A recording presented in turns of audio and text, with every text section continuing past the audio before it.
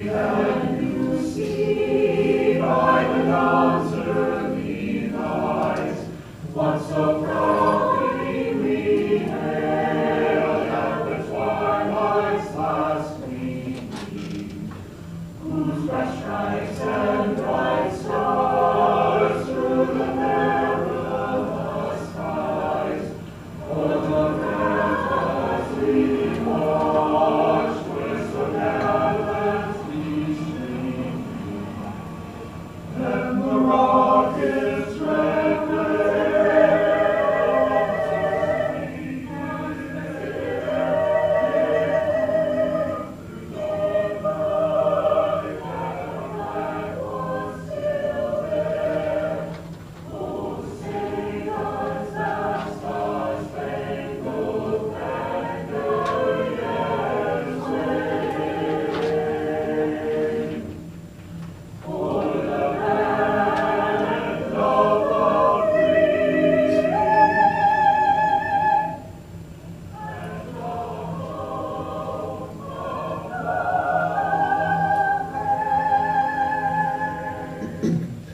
Thank you. You may be seated.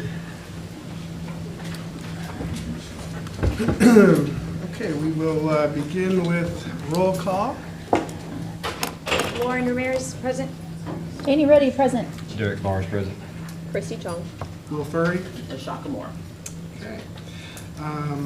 Do we have any special announcements? We do not. Okay, so we will move on to board liaison updates.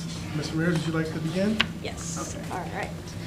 Okay, so we're going to start with Belterre Elementary School, and I see. Oh, hello.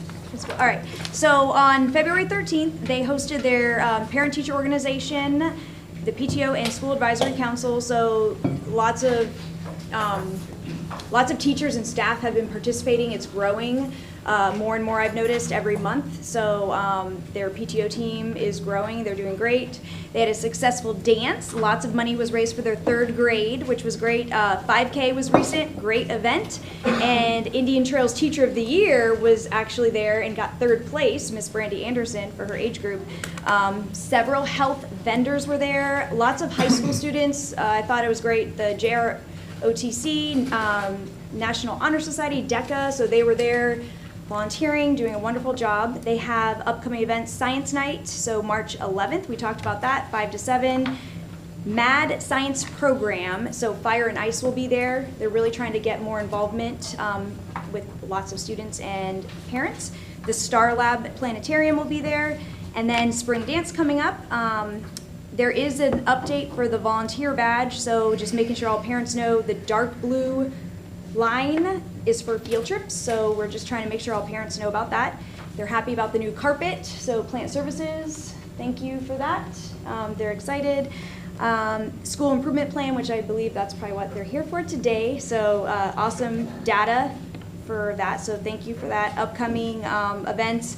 Communication has been something very great with all schools, so not just Belterre, so I think it's because of all the events they've been hosting. Every single school, they've been different, and they're listening to parents more. That I mean, they talked all about that, changing times and dates, rotating them, so that's really working for all schools, not just Belterre. Matanzas High School, so I see their principals here. They'll be talking about their SIP, and I heard really great things at their meeting. Mini grants for Matanzas High School, so Mr. Grimes, Mr. Zachs, lots of good things are happening. I did want to say that I was very impressed with a decrease of 34% of disciplinary referrals compared to last semester, so that was really a great takeaway for me. Hearing that Allied Health, we know, is coming up, and they had their event. Over 500 people were there, so compared to the last 2 years, 150 approximately. They had Romeo and Juliet occur over the weekend and last week, and upcoming events, Career Expo, that's this Friday, so we're hoping lots of parents and students are going to be attending, over 150 vendors. Future Pirate Night coming up March 27th. They are looking for 2 parents to help in April, half day, to review ELA. So if you're a parent of a Matanzas High School student, please reach out to the campus, Ms. Novak. April 16th will be next. EPAC was February 12th, so there's a lot of discussion with EPAC on, how the future could look for it. So we talked a lot about that with discussion.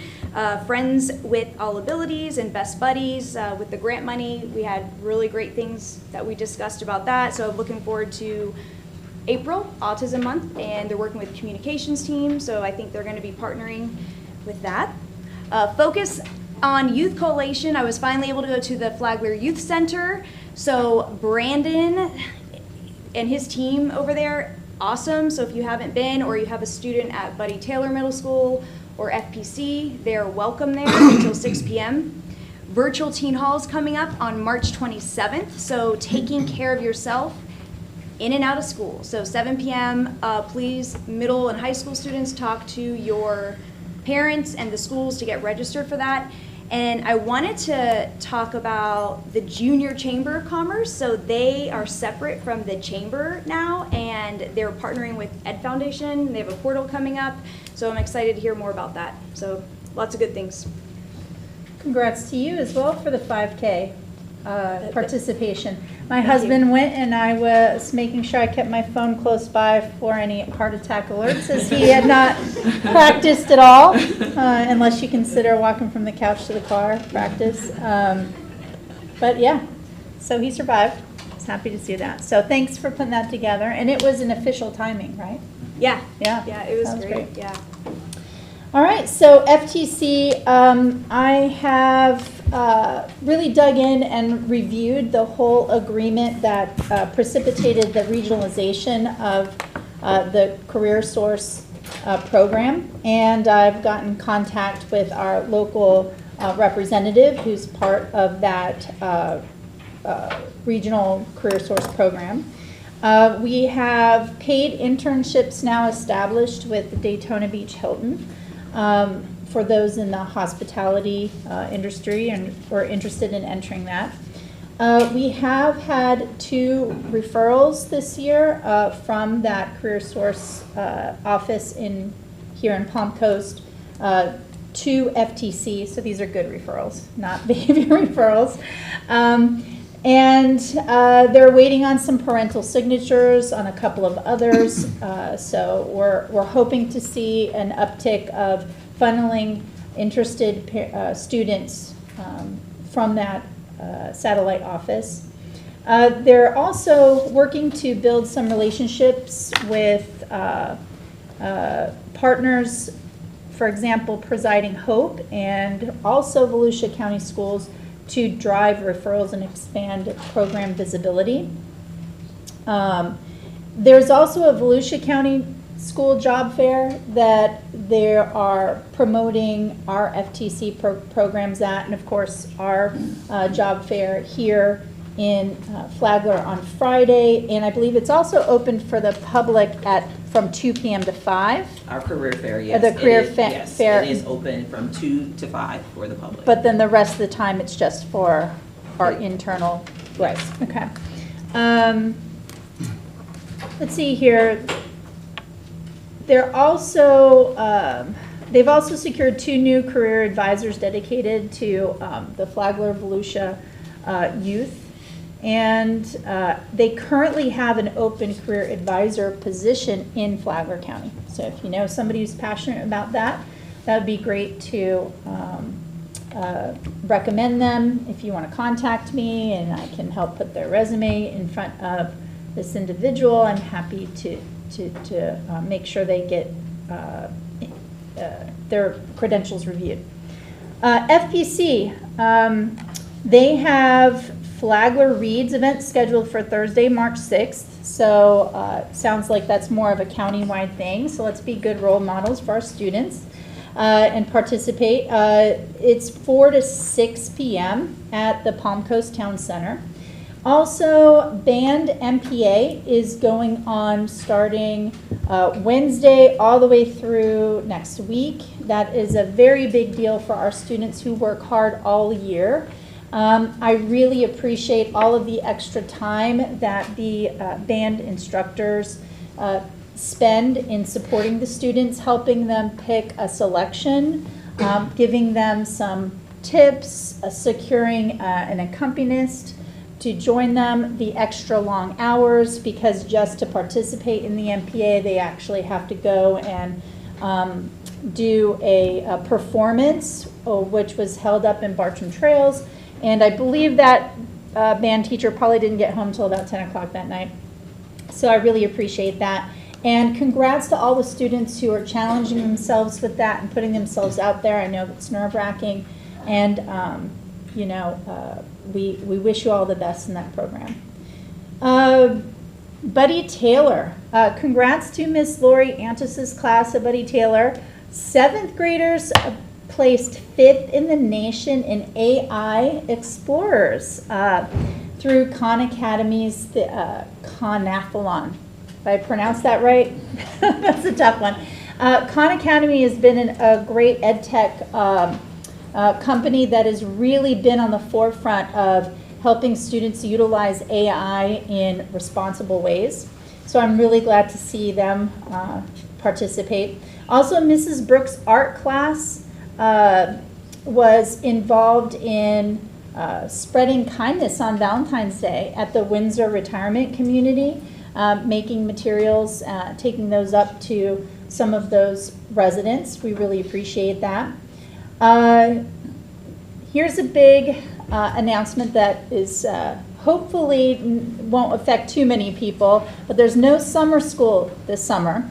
However, Buddy Taylor has a plethora of credit recovery and tutoring available. So Tuesdays, Thursdays after school, you can participate in credit recovery from 2 to 4, or on Saturdays, 8:45.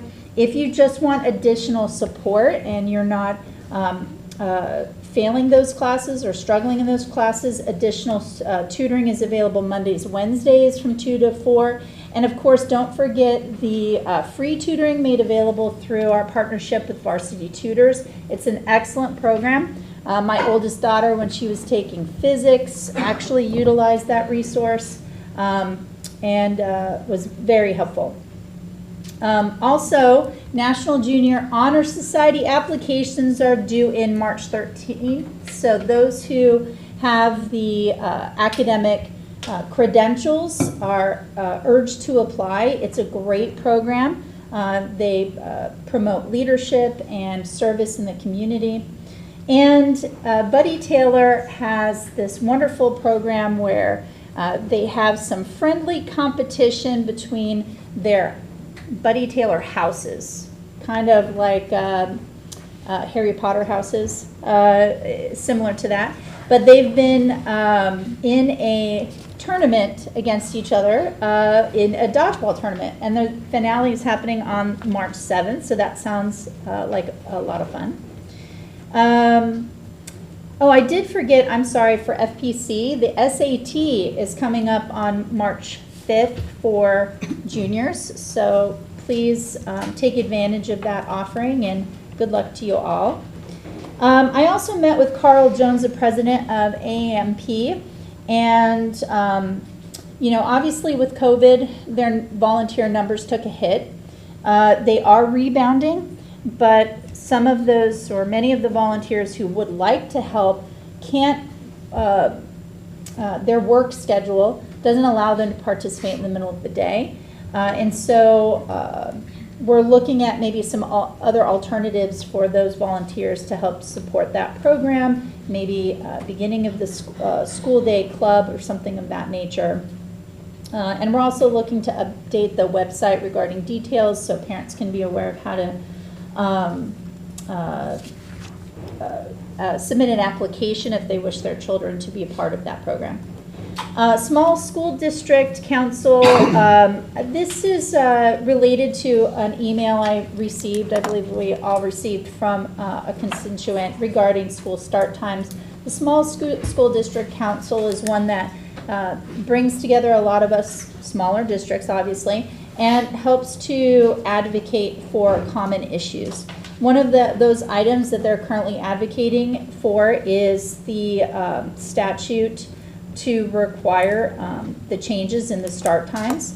I do encourage you, if you have a concern or want to voice a concern regarding that legislation, to reach out to Mr. Greco. He does have an office here in Palm Coast, Suite 1, 4877 Palm Coast Parkway.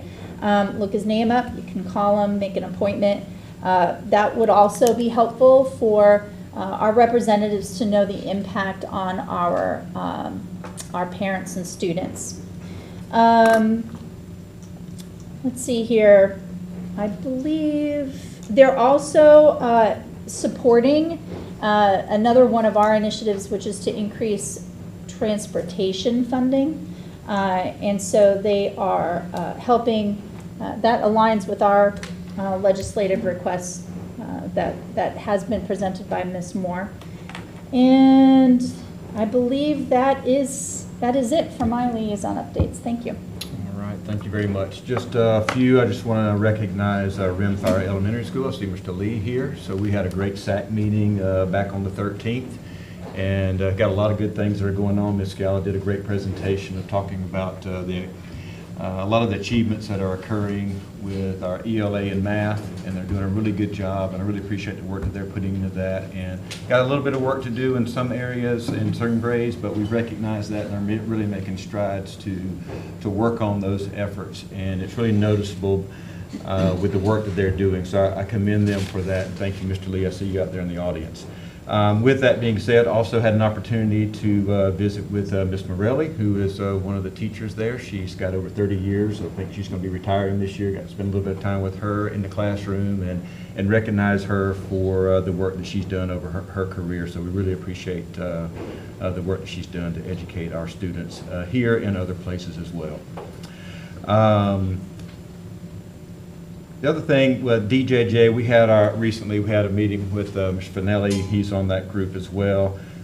Pretty light agenda that we've had with that particular group this past last week, but we continue to see the increase, and I'll call it civil citations. I know they call it something different now, but using that as a deterrent and a tool for juveniles that may have gotten in some trouble and not having a criminal record on. Have that on their record, if you will. So they're really doing some good things and trying to coordinate between the counties, and look forward to us really digging deep into DJJ and work. One thing to note, I think I mentioned it last time, but our Flagler County Sheriff's Office Explorer program, we're anticipating having a large group of other explorers coming to Flagler County to showcase their group and what they do, and that was held, and that was a great success based off of what I've been told from the Sheriff's Office, and our students who participated in that really did a fantastic job, so really recognize them for the work that they've done there. Next is our legislative update. We've been working with our delegate and also others that have interest in things that we're monitoring. Ms. Ruddy mentioned a few things related to start time. I won't go into all the grave detail on all these things, but these are things we're starting because the legislative session is going to be starting pretty quickly here in the next week or so. But last week we had an opportunity to sit down with another representative who is over a Judiciary Committee, who will be hearing the Sovereign Immunity Bill, which is House Bill 301, that we'll need to continue to watch as we move forward with that on limits when it comes to sovereign immunity for entities like us in a school district. The other one is Rural Renaissance Bill. That's Senate Bill 110 that's been submitted by Senator Simon out of Quincy. And then the other one's kind of goes in line with that, but it's the Farm Bill that was submitted through Commissioner Simpson, Department of Agriculture, but that's Senate Bill 700. And there are items in that particular bill that we will need to continue to watch because it may have an impact in how we'll be able to potentially coordinate with county and our IFAS building and the work we're doing in agriculture in Flagler County. So there may be some opportunities on that. Commissioner Dance and I met yesterday to kind of go over those particular bills to see and continue to watch with our delegate as we move forward into the legislative session. Start times, of course, being one of those. Other things we're watching are FRS rates that will play an effect on us as we move forward into the future with our budgeting process. And then, of course, one other is I wanted to bring up. Give me just one second. The third calc issue, that was another thing. Do not have the third calc. I know we've brought that up several times, but we'll continue to monitor that and as we move forward. But not a lot to report on that other than we'll continue at the pace that we are at this point. Ms. Moore may want to touch on that a little bit later as we move through that process. This is not my last thing. Flagler Technical College is not mine, but it is yours. But we all worked together and had a great opportunity to work with, again, with the Florida Department of Agriculture and Ms. Kirkland. And at this point, we've got some trailers that are going to be donated to FTC for the Commercial Driver Training Program, which will also help us. We've got 2 trailers that they'll present to us to hopefully be able to approve that donation. It's around $150,000 worth of equipment they're going to donate to us. 2 of them will be trailers that are refrigerated. I can see the use of that potentially during natural disasters and also potentially with our food service department as well. We'll have to get to that point for things in the future. But really appreciate that partnership and then working with Flagler Schools and Flagler Technical College. So I will yield my time. All right, school health advisory update. There's been a lot of flu on the rise. I'm sure you all have seen that in your schools. I personally have seen a lot of flu A positive patients. I think that's finally starting to go down, but definitely seeing that lingering cough with this strain. You know, if you or yourself or a student's not getting better, you want to consider like a post-flu pneumonia and making sure that everyone's getting proper treatment. So yeah, hopefully we'll see that start to decrease. Attendance.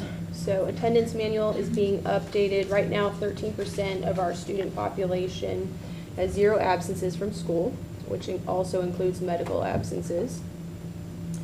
There were health clinic audits at Oaks, Old Kings, Wadsworth, and Imagine, and they all went well. Health screenings also went well, so thank you to everyone that was a part of that.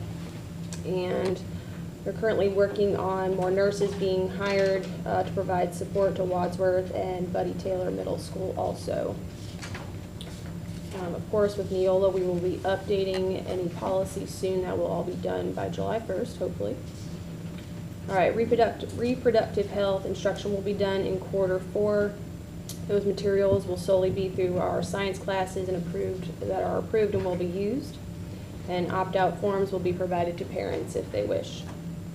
And we're also working with food services on allergies with students. I'm sure that's a big job, and you know, being careful with everybody. And you know, as a parent, you also want to help your child to know what to look for, what their allergies are, and what not to eat. And, so yeah, okay, that is it for school health advisory. All right, this week, Bunnell, February 27th. There's a lot going on this week, this Thursday. They will have a movement night. That will be at 5 p.m. and include roller skating, pickleball, obstacle courses, glue room, and cooking tutorials. I believe Wadsworth also this Thursday has their marine science literacy night. And then March 6th at Wadsworth, they will have the Read Across America night. That includes literacy activities, free books, and parent resources. I'm looking forward to hopefully stopping by some of those. And that, I believe, is it for me today. Okay, thank you. So I'll start with Indian Trails Middle School. They had had a request to expand the funding for the CPR certification, and they were able to get that there. And I believe it was trying to get an additional 100 or so students to be certified for CPR. So I think that's a great effort there. And also I wanted just to mention that the Principal Andrews and other members of his team started a podcast there for the school called The Mustang Mindset. And I thought that was a fantastic way to communicate with parents and students. The current edition was about school discipline and resiliency. And it was very well put together and a lot of great information. So for those out there, I encourage you to go to their Facebook page, and it's also on YouTube. So different ways to engage that. Also, the Flagler Auditorium Governing Board met on February 12th, And at this meeting, there were a few grants that were approved. One came in from the Flagler Performing Arts Academy, and they were able to approve $1,000 to send students to summer camp. So that was a nice outcome there. And then also, the scholarship committee will be meeting to discuss applicants, and they have 52 applications that were received. 11 of them qualify, and 5 $1,000 scholarships will be awarded to students pursuing arts in college. So great efforts there from the governing board. The Ed Foundation,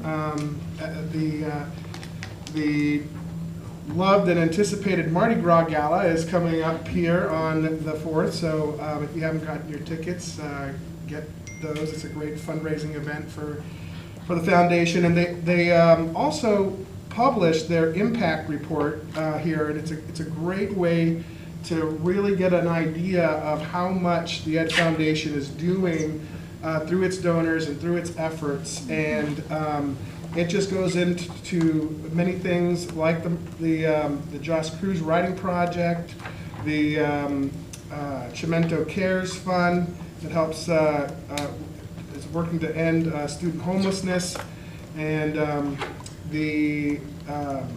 and several others. But some of the kind of the highlights here, the recap of the numbers of some of the notable efforts in scholarships.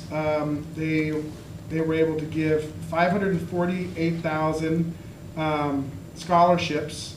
They were also able to do teacher grants of about almost $70,000. Make It Happen, 38,000, and Classroom to Careers, almost 60,000. So, amongst others, there's some great things happening there, and it couldn't happen without those who support the organization and their sponsors. So, the next item. Wait for a minute here. So we have the chamber, the Flagler Palm Coast Regional Chamber, is going to be hosting Spring Fest at in Bunnell at Joanne B. King Park. That's 300 Citrus Street in Bunnell on March 1st from 10 to 5. There's going to be a free family-friendly event that will showcase over 150 local vendors, live music, and fun activities for all ages, including face painting and bounce houses. Everybody loves bounce houses. And there'll also be a pet parade there as well. So there will be different categories that they will be judging everybody on there. The Carver Center, we met there, and they and a lot of the conversation was around PAL and some of the efforts there, the Police Athletic League. The participation has been great. They had over 61 kids participate in the volleyball and boxing programs, and actually we had one of our own boxers ended up going to a competition up in, I think, St. John's, because somebody had fallen out, and they entered our boxer and we won. So it was a good, a great way to kick off the season there. And the new ring is now complete, and the first match is looks like it's gonna be on February 28th at 7 p.m. over at the Carver Center, if anybody would like to attend. And that is all I have for liaison updates. So we will move on here. Superintendent Moore, do you have any changes to the agenda for today? One item, 8.01, to follow public comment. Okay. We do have Attorney Chris Wilson on. Very good. Can make that change. Okay. And if that is the only change here, I'd just like a motion to adopt this agenda as amended. Move approval. I have a motion by Ms. Chong. Second. And a second by Mr. Bars. All in favor? Aye. Aye. Opposed? Hearing none, we will move forward with this agenda. So that will now take us to public comment. Do we have anybody signed up for public comment today? No one signed up for public comment. Okay. Seeing nobody approaching, we will close public comment, and we will move to our first agenda item, 8.01, ITT Community Development Corporation Release Agreement. Mr. Freeman. All right, good afternoon, Board. Chair Furry, Superintendent Moore. I'm bringing to you today the ITT Community Development Corporation Flagler School Release Agreement. I have spoken with many of you one-on-one or communicated with you via email already. Just to give you a little bit of background on this agreement, the district was approached by an attorney for a developer with a piece of property located along Belle Terre Boulevard, south of Citation Boulevard, so that's south of 100. When doing the title search of the proposed property, it will occasionally appear that there's an agreement that obligated ITT to convey property to the district, which was done decades ago. Currently, there is nothing in the public records that show that ITT's obligations to the district were satisfied. So the developer was asking the school board to provide a letter confirming that the district is not owed any property from ITT. I reached out to Chris Wilson, who is our concurrency attorney, and he is online right now. And he did a search of ITT property where the district received property, and he is recommending that a release agreement for those properties. Those properties are included on the attachment on board docs. This release agreement would require a signature from ITT Community Development District and would include any other property conveyed by the CDC to the school board prior to the effective date of the release agreement. So I open up any questions that you might have, any further questions on this release agreement. Chris is online and can answer those that you might have. So any additional questions on this matter? I'm just curious, are there any surprises or differences from our records based upon what was turned up from this search? Like, are the properties outlined what we expected them to be? I believe that they are. The only property that we have listed that did not have a school site on it is our property on Seminole Woods. There are 2 parcels that equals about 30 acres on Seminole Woods that we do not have a school site. All the rest of them, that when Chris did the research, have school sites already built on them. Okay, so everything else we Yes. were clearly aware of. Okay. Can Chris just kind of go through with us just to make sure what he did and what he found from his words, if you don't mind, if he's able to do that? Chris? Chris, can you hear us? I actually did not hear that well.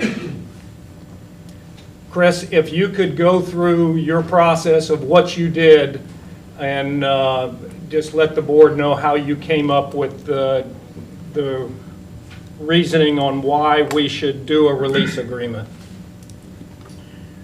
Well, one of the sites already has a pool on it. And there's an agreement out there, there's the public lands dedication agreement, and then there's a settlement agreement that no one can find a copy of. That's between the board, the school district, and the developer, which called for those conveyances. Many of the conveyances, I mean, all the conveyances have already happened, and this document is just out there in record. So every time, somebody's buying and selling property in that area, we're likely to get the same request. And so this agreement had strings attached to it on our side as well. And so because it's decades old and because you guys already have all this school property, have constructed schools on most of them except for one, my recommendation is that we have ITT release it. That releases your property from those agreements and the strings attached, and clears title for everybody else, so we won't get this request again in the future. So it's our property, and we're just releasing them from. Yeah, I mean, this is recorded against lots of property. I mean, it's recorded against all the property in that ITT area. So that's why it's popping up on people's title searches. And that's the But same, it encumbers our property. and that, would They're that be, asking- sorry, go ahead, Mr. Wilson, sorry. They're asking us they're asking us to confirm that we've got what we need. And because that agreement has strings attached that are to us, we are asking ITT just to release it. And so your property will be free from this agreement. Does it affect also other properties like that the county may have as well, or is it just the school districts? This one is only dealing with the school district pieces, but I know the county is interested in the same thing in conversations with their legal counsel. And so they may be doing a companion release agreement very similar to this and requesting it from ITT as well. I just want to make sure it's clear for the general public that when you say release, we're not releasing the property to anybody or any developer. All we're doing is releasing the strings that are, the legal strings that are on these properties so that when title searches are made, they don't have to go through an extra step. Is that correct? That's correct. And actually, you're not releasing anything. ITT is releasing whatever rights they have in our property. Thank you. And at the same time, doing away and releasing this agreement, so when it comes up in the future on future titles, it shouldn't come up, but if it does, this will be recorded there, and they'll see that it's been released, and they won't come ask us for anything else. That they have no more ties to our property. Correct. Yeah. And that's what I was gonna bring up, just so, like, we're not actually releasing the land, so just for the public to know, so, but yeah, thank you Correct. for, I know this was a lot of back and forth with this, but, yeah, I think this was good. Board, Yeah, no problem. We're not releasing anything. They're releasing our land, is what's happening. Yeah. So And you're we- agreeing to that release. we have this on the agenda on the information meeting, and it will roll to the night meeting tonight, which you will vote on.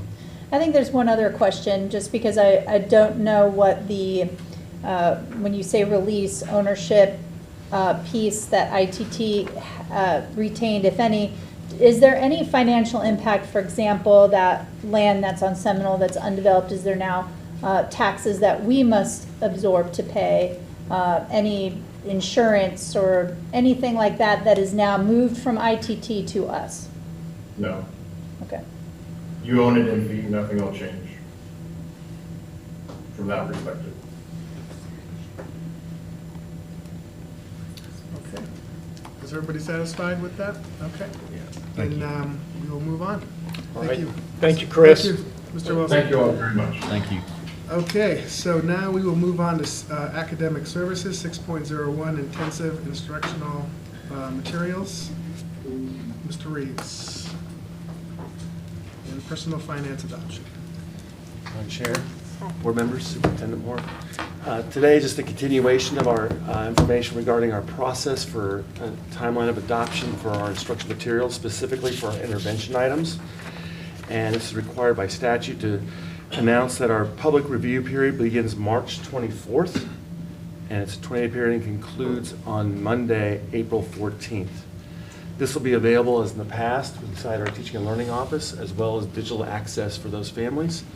And we'll be communicating this out through our usual ways, as well as Facebook and other social media, to communicate this out to our families at the period of time to go in and look at our adoption items that we're considering. And that's for K-4 math intervention, K-3 ELA intervention, 6-12 intensive reading, and 9-12 personal finance. So when you say you're advertising that this is in public review, Facebook, it'll be on our district website? Correct. Will there be instructions on how they are to either Yes. make an appointment or secure access to review those materials? So they'll be communicated through our teaching and learning department. So our different specialists will be working with our parents and families on that. And as we have in the past, we may give access to that and give the directions for how to do that, as well as have time and space in the teacher and learning office for to actually look at the hard materials. Okay, thank you. Okay. And so we will move on then to 6.02.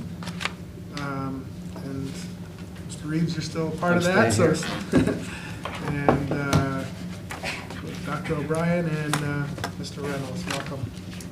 Good afternoon, Board, Chair Furry, Superintendent Moore. Holiday. Yes. As you've experienced over the past several months, we are coming to you today with our strategic plan spotlight. We're focusing on goals 1 and 2, academics and educational equity. Note that you may have some questions in this presentation that might carry over or lend themselves to our principals who will be also presenting on their mid-year school improvement plan reflections. All right.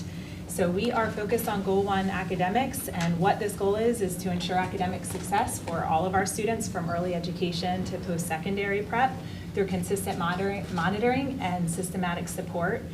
The focus is on using research-based strategies and targeted instruction to improve student achievement. And why was this goal selected? Activities under this goal constitute the core of our purpose as a district, so that's to provide high-quality educational experience for all students in our community. We have two major aspects to this first goal. One is achievement in our core areas. For ELA, our goal is to increase achievement from 55% to 62%. For mathematics, going from 58% to 64%. For science, 61 to 65%, and for social studies, 69 to 73%. You can see in the table that using PM2 data from this year and comparing that to our progress monitoring data from last winter, we have a projection for ELA and mathematics, both sitting at around 57% currently. We do not have an official progress monitoring through the state for science and social studies. We do have district assessments that we give throughout the year, and looking at those results, we do anticipate an increase in those areas, but we don't have enough data to give a solid number projection for those quite yet. The second piece of this goal is kindergarten readiness, which is the next slide. Our goal is to increase from 53% to 55%. This is measured using Start Early Literacy in the fall for our kindergarten students. DOE has not released the official kindergarten readiness results yet, but our initial results, because we can see those scores, do show that it is increasing from last year by 1%, which is on track with our goal. Okay.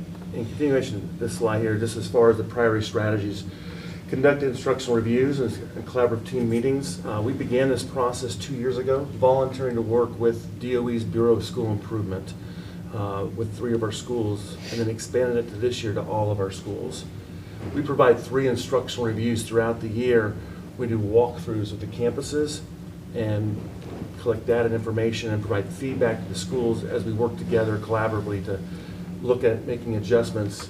Think of it as like a living document, our support plan that we offer at our schools, and it's based on PM1, PM2 data, but also as our process goes through and we work with the schools in our walkthroughs.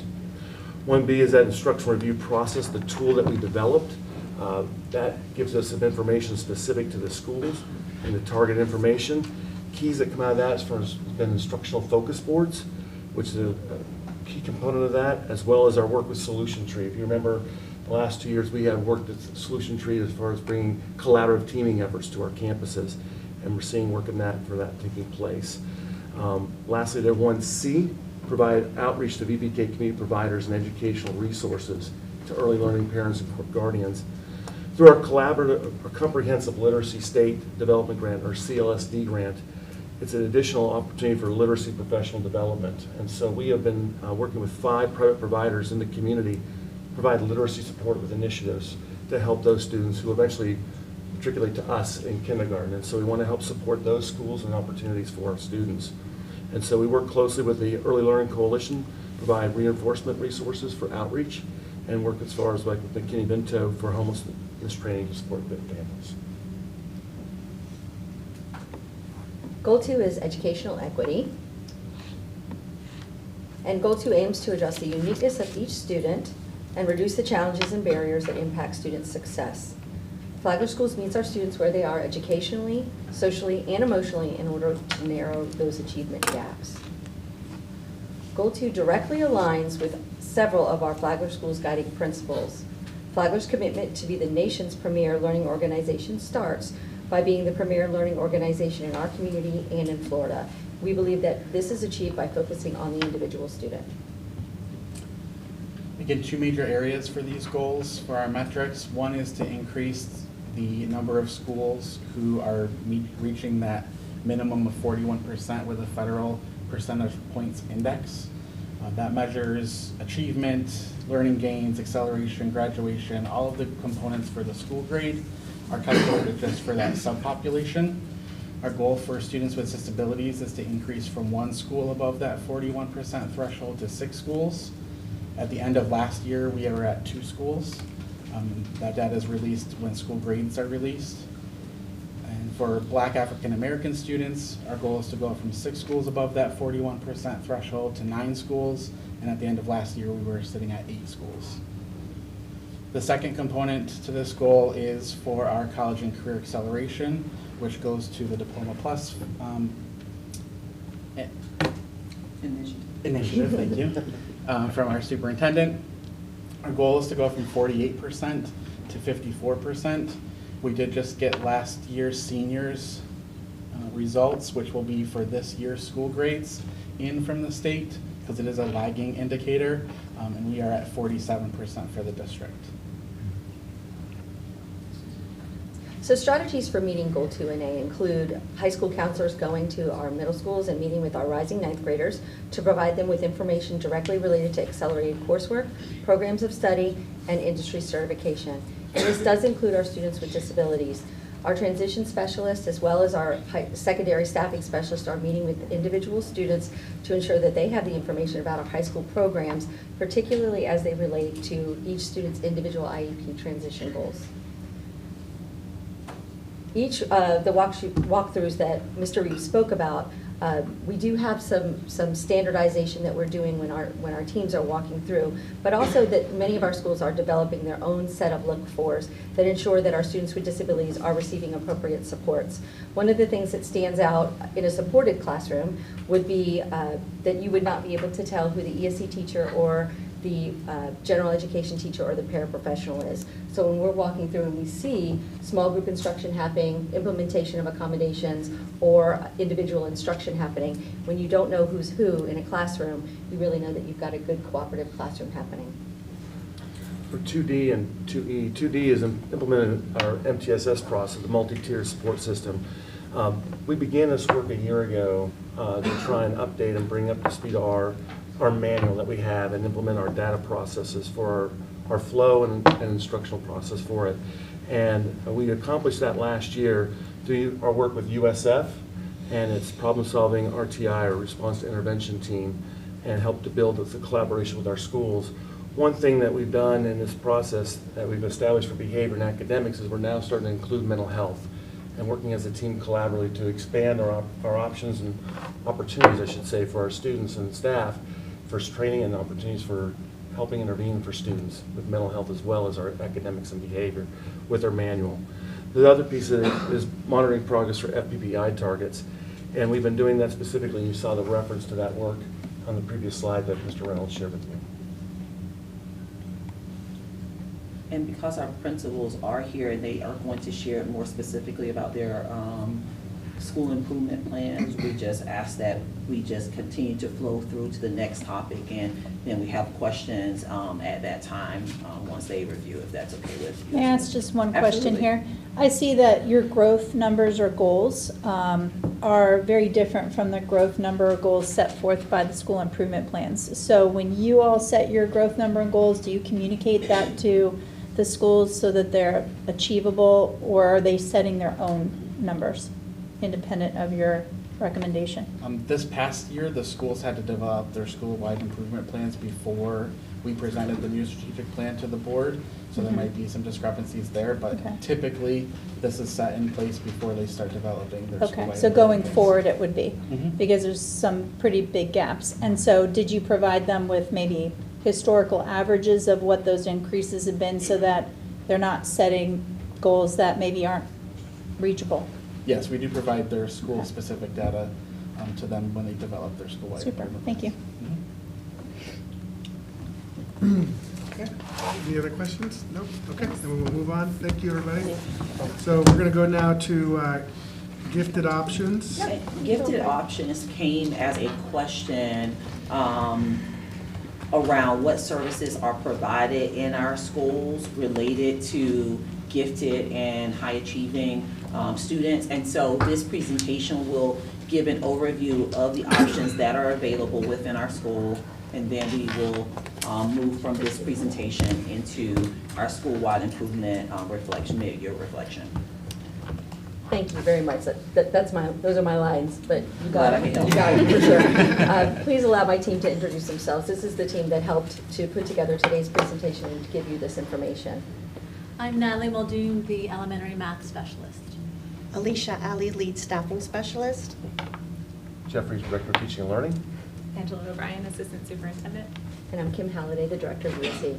So what we want to do today is we want to share how our students are identified, those that are gifted and also that are high achieving students. We want to go over some common terms and vocabulary. We want to recommend and look at some current options that we have for our students that are identified and those who are high achievers, and discuss next steps for determining where we want to go now. Okay? The current process for students who are gifted is requested through parents and teachers. Once a student has completed that checklist with their guidance counselor, they are then referred for testing if they score a certain percent. They are then evaluated by the school psychologist within 45 to 60 days. The team reconvenes and develops an education plan and EP if the student meets criteria. If they do not, they make recommendations for the teacher to implement in the classroom. At this time, we have a total of 238 students in the district identified as gifted. Of those at the elementary level, 26.9%, which is about 64 students. Middle school, 23.5%, 56 students. And high school, 49.6%, about 118 students. When we look at the breakdown by ethnicity, we have 80.8% identified as white, 10.4% identified as Hispanic, and 8.8% identified as Black or African American. One of the things that came about from this was, an aha for us, was vocabulary, definitions, and how we describe things. We learned that as we were visiting campuses, words were being used interchangeably that weren't exactly matching to what was taking place. And as our superintendent said, it's always good to have a good definition of things. So Teaching and Learning set out to define some things with the help of DOE to try and put some better context around some key words and phrases, in particular deal with gifted. One's acceleration, and that is instruction that is above grade level. It could be for one specific topic, or it could be the complete grade level, depending on the need of the student. But that's looked at individually with each student and where they're at. Advanced honors courses is another example. That's grade level courses benchmarked with deeper content exposure, and not necessarily aligned with more work, but actually aligned with more rigor, if that makes sense, as far as giving greater challenge to the content. And data-driven examples of that would be where students are scoring a 4 or 5 on state exams in science in 8th grade, them being placed in pre-ACE or pre-IB courses for honors biology. Enrichment would be another example, and that's challenging students with opportunities inside of delving deeper in the content and the subject area of their current grade level, and expanding and exploring new areas of knowledge and engaging with challenging grade level mastery materials to stimulate that intellectual curiosity. And lastly, gifted. In the state of Florida, Department of Education defines gifted as students who have a superior intellectual development and are capable of high performance. And so we kind of put some of these words and phrases out there for our schools to kind of help develop as far as an understanding of these words and phrases so that they're used correctly when we're talking about our students, not just with gifted, but with other courses as well. So these are the options for gifted and high achieving students currently in elementary school. First, all gifted students receive consultation services. This is with a teacher with a gifted endorsement. They meet regularly with the general education teacher that has those gifted students, sometimes also with those students, and they are to ensure that they are successfully working towards the goals in their education plan. Some schools offer advanced classes, and this is where gifted and high achieving students are identified based on criteria, and they are all placed together in a class. When possible, we like these to be taught by a teacher with their gifted endorsement. We also have grouping. This is where all gifted students in one grade level are grouped and placed into one class together. Again, if possible, with a gifted endorsed teacher. And then finally, we have Excel, as previously mentioned, but specifically for elementary. That looks like a student, based on criteria, being promoted for one or all subjects to the next grade level. And for secondary, ACELA actually applies K to 12. And so depending on the student and their needs and the opportunities, ACELA actually goes all the way through high school for our students. But in particular with middle school as well, we offer advanced courses and course subjects, high school course offerings, in some cases dual enrollment, and virtual courses as well. At the high school level, we offer our International Baccalaureate program, our Cambridge ACE, or Advanced International Certificate program, College Board for advanced placement courses, dual enrollment, virtual courses, early graduation, and the CAP, which is the Accredited Acceleration Program, which allows a student basically to collect a course if they pass an EOC exam or an AP exam. So our next steps include just sharing this information with you and determining what our next steps need to be as far as training staff so that they can be more aware of how to identify students who might need to be screened for gifted and or recommended for gifted evaluation. We also want to look at determining a standard operating procedure for moving forward with within the student progression plan and for identifying students, but also to recognize that we may need a standard for our courses in our schools. Right now, we are certainly meeting our students' academic needs, but we're doing it a little different across the district. So like middle school, okay, it says high school course offerings. Would they stay in their middle school or go over to a high school? They would stay in their high school. Stay in the middle school and take the high school courses.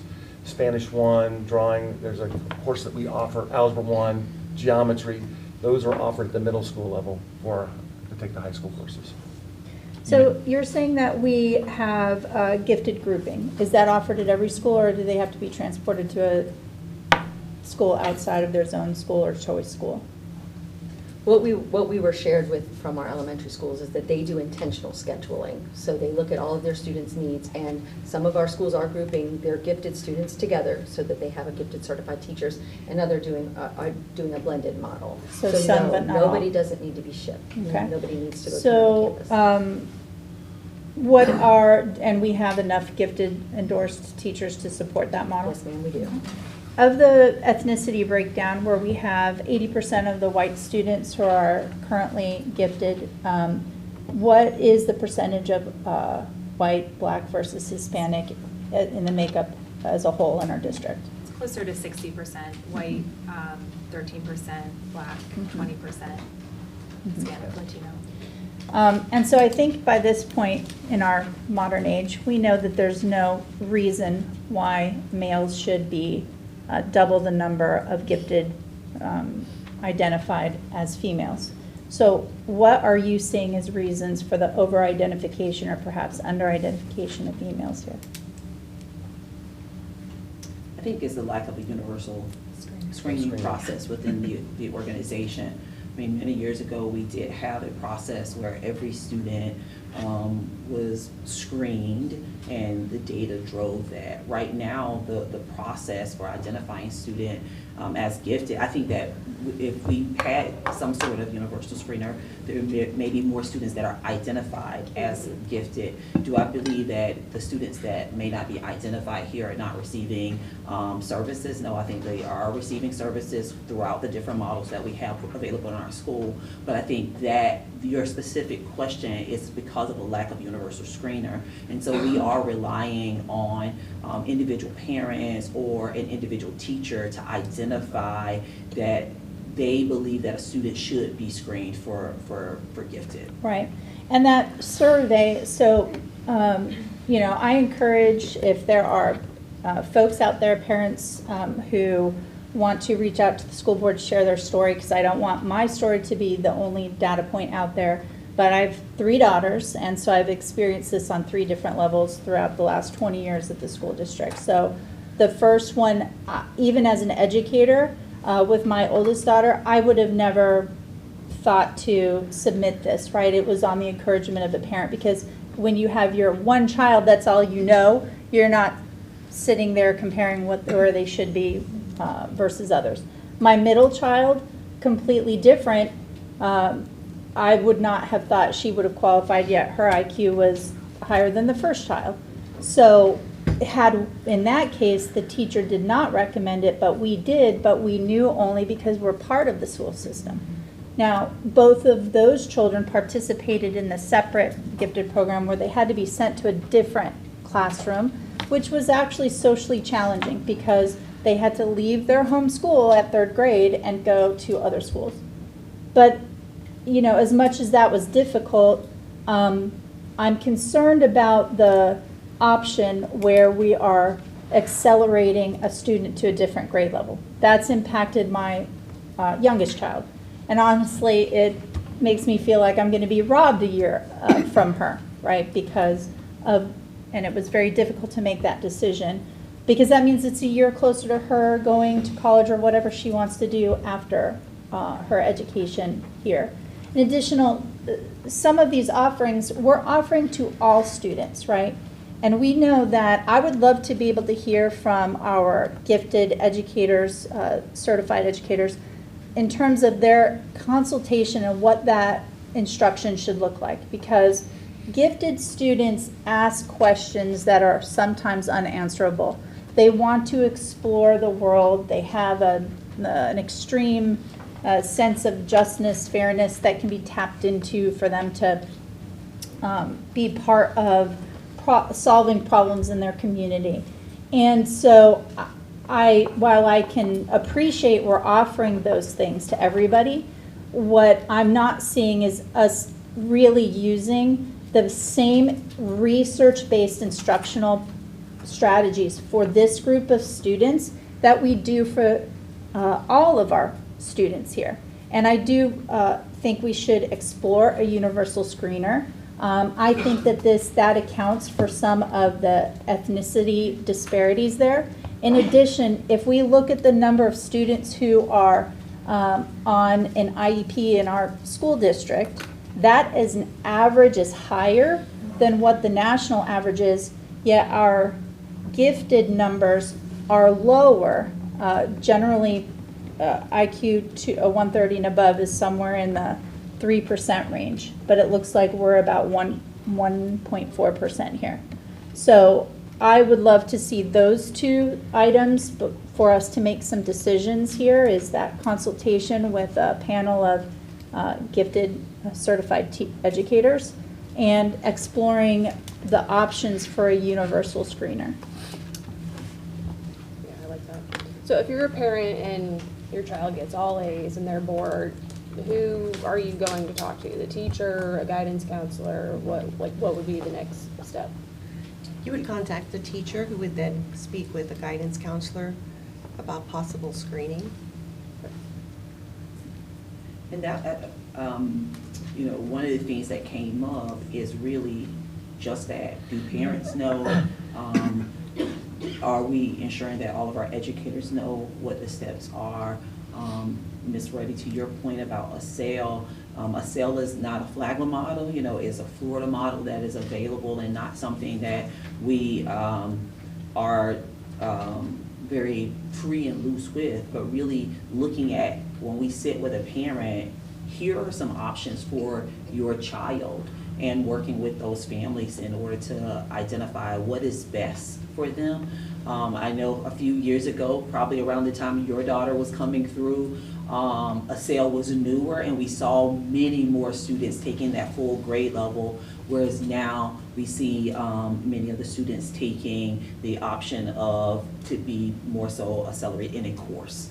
And not full grade level as often. However, I do believe that there's also probably a lack of knowledge about the sale process. I'm sure even with our school leaders sitting in the room right now, somebody may be sitting in there and saying, oh, I didn't realize a sale was still a thing, right? And so it's about bringing it to the forefront. Let's have a conversation about how we identify our students, what options are available for them, and then what next steps, be it identifying that screener, looking at what does consultation look like, specifically in the elementary world, because it's definitely very different in the secondary. What does consultation look like, and then going from there, identifying what our next steps are. And Ms. Chong, to your point, on our last slide there, professional learning opportunities. We need to do a better job of communicating and training our teachers, our school counselors, and our school-based administrators just on the process and the vocabulary through to help us work with our parents and families to identify appropriately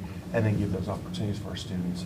I think there's a real opportunity around that piece as well, to your point. Mm-hmm. I Yeah. have two questions, if I can, going back to that, as far as the communication piece and how we want to effectively do that across the district. I mean, I think that's probably what you're already planning to do anyways, but I think that's something we've got to consider of how we are going to do that effectively. Number two, going back to what you said, do you have enough gifted endorsed teachers? You said that you do, or? Do you have the data with you of the number of teachers that we have? Each of our campuses have teachers that are certified as gifted. We were not short in the representation, especially not to support the number of students that we currently have. In our elementaries, we have about 40 across elementaries. I guess what I was going to making sure that we don't get into a situation where we're going to need them, retirements, leaving, whatever, some sort of succession planning. I don't know that that's necessarily the word for that, but making sure that we've got some that are in the process if people roll out and so forth of that nature, just to ensure that we keep up with that and how we communicate that as being an option for those teachers. Yeah. I would also challenge, just as a note to parents, that if your child is saying they're bored in school because they're not being challenged, speak up to the teacher. We have an abundance of activities, programs, future problem solvers,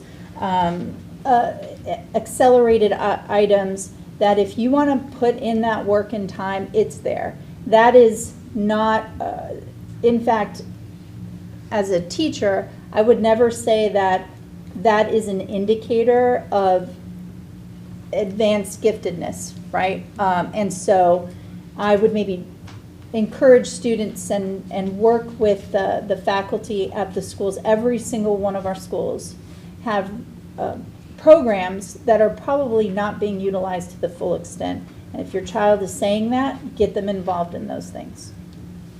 All right, we will, if it's okay with the I'd like board, to can I just add a couple, Yeah, sure. Sorry, I was waiting for everyone.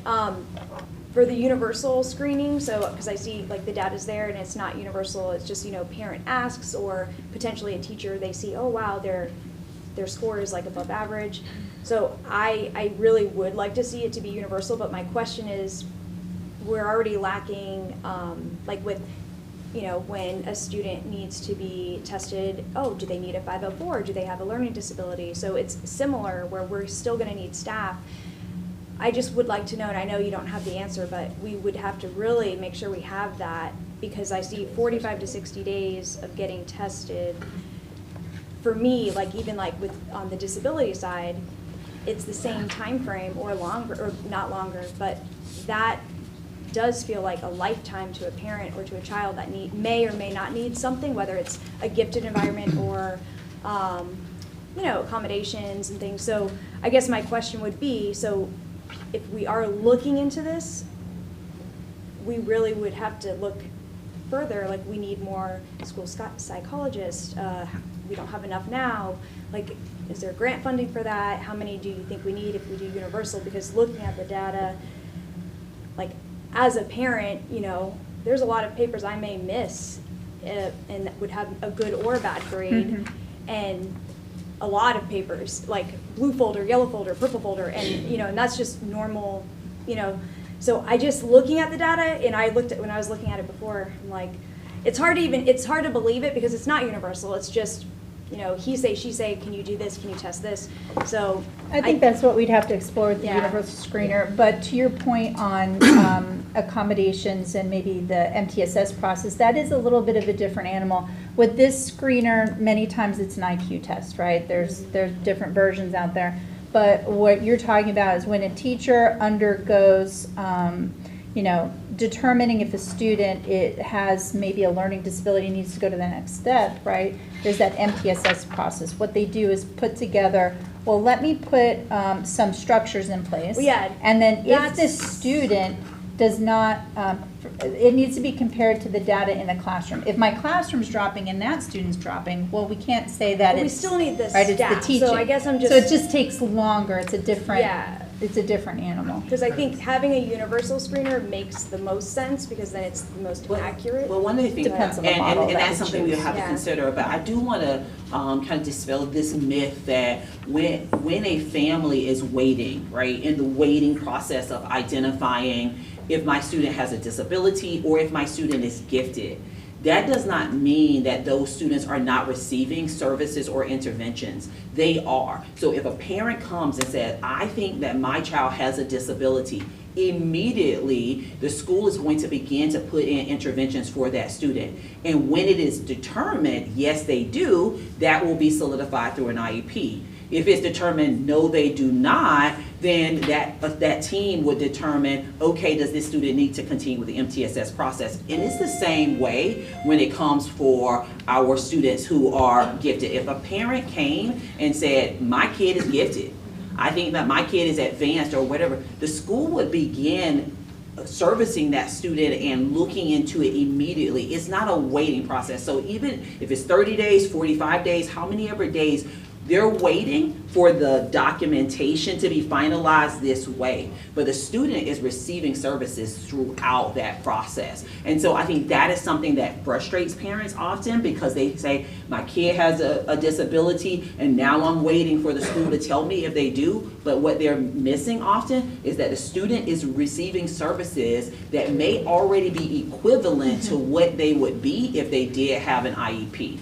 So I just want to make sure that is out for families to understand. Like, it is waiting, but it is not waiting for services. The students are receiving the It's services. to ensure that continuity, right, what's discovered in one year is documented so that that can be continuous throughout the student's academic journey. So can I go back to your comment then on that? If that's the case, that sounds like that's pretty often. How do we rectify that? The waiting process? Well, not the rating process, the communication piece. How do we rectify that to ensure that we're doing a better job of that? If there is a myth, and that continues to be a myth, how do we communicate that better from the school or from wherever? I think we continue to communicate it with families, but I think there's a breakdown and an understanding of the different language and terminology, right? Sure. So if a parent comes in, they say, my kid has a disability, and we say, well, we have to do these things in order to make a determination. In their mind, that what they believe has not happened. And so it's just continue to reiterate to parents that your child is receiving services at this point. Once we have this data, this information, the testing, whatever it is determined by that team that is needed to be gathered, that into that point happens, your student will still be serviced.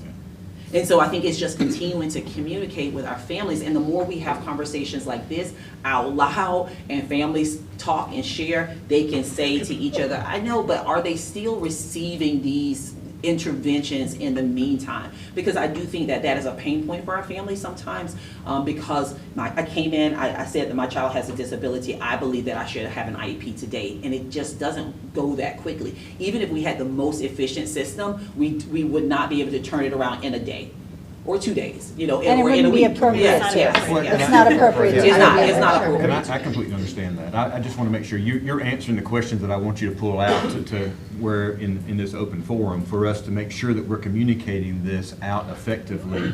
And if they do have questions, we need to make sure, hey, this is what you need to do. Here's the steps that you need to take to ensure that we're communicating well. Absolutely, and I do apologize, Ms. Ramirez. I didn't know if you had another question. I just wanted to make sure I was just addressed waiting that for one. everyone to get through, because there's a lot of us. But no, but the communication part. So you bringing that up, and like the MTSS, because all students, like you said, they all do get it, but parents don't know that until they're told. So I think the communication, like even, I don't know, day one of school, teachers have a little slip like it goes home, this is what MTSS is, because all your kids will be on this, like starting to, if they need help, I don't know. Because I think that will help the timing and the stress on parents, and then like communicating what it is, because they don't know what it is unless they have to talk about it, and then it's confusing for parents, but.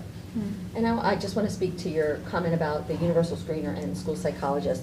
A universal screener, it may not have to be done through a school psychologist. Oh, That may so be then a that will be a lot tool helpful. That when we talk Yeah. about training and the individuals that we need to move forward with training on, how are we identifying and are we making the good recommendations for students that might need to be screened for gifted or even evaluated, the tool itself may not have to be something that's done by a school psychologist. Okay, so then that would answer a lot of other questions. Yes, and typically not, Yeah. yeah. Yeah. But if the tool then identifies Right. any Some of more those You only students can that handle are so much, currently and you want identified. to do it for the right reasons, but no. Correct. But yeah, universal I think would be ideal, but thank you. We'll bring more information to you.